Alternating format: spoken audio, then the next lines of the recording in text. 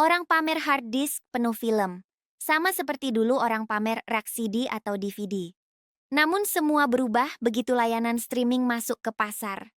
Netflix, Spotify, lalu menyusul Disney Plus, Apple Music, dan lainnya, menawarkan akses legal dengan harga yang bisa dibilang masuk akal.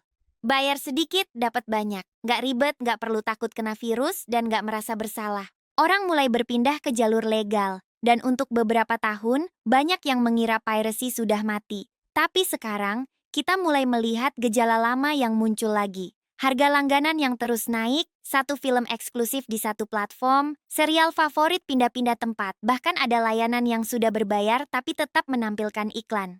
Hasilnya, banyak orang yang merasa pengalaman streaming hari ini justru lebih ribet dibanding masa bajakan dulu. Untuk nonton satu seri lengkap, seseorang kadang harus berlangganan 3 atau 4 platform sekaligus. Belum lagi kalau katalog tiba-tiba berubah atau dihapus.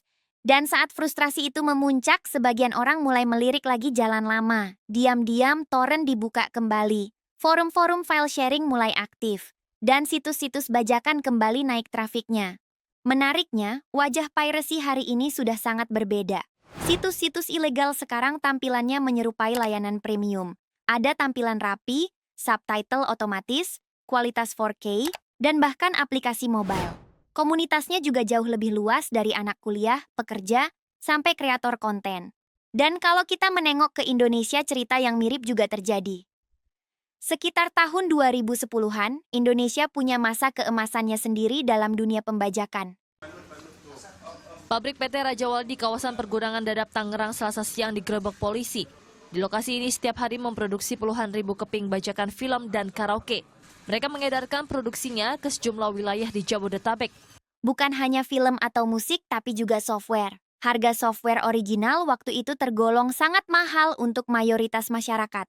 Sementara internet mulai merata, tapi belum secepat sekarang. Disitulah muncul nama-nama yang populer di zamannya, seperti 4Shared, Sevan.ru, Kaskus, dan CD bajakan di toko-toko komputer. 4Shared dikenal sebagai pusat unduhan file dari installer software, lagu, sampai file crack dan keygen. Sevan.ru jadi surganya aplikasi dan game untuk HP Symbian dan Android awal. Gratis, gampang, dan jelas ilegal. Tapi yang menarik, banyak orang sebenarnya tidak sadar kalau mereka ikut serta dalam praktik pembajakan. Contohnya saat membeli laptop atau komputer baru yang sudah terpasang sistem operasi seperti Windows, Office, atau program lain dengan harga jauh lebih murah dari versi resmi. Banyak yang mengira itu adalah paket resmi dari toko, padahal yang digunakan adalah versi tidak berlisensi.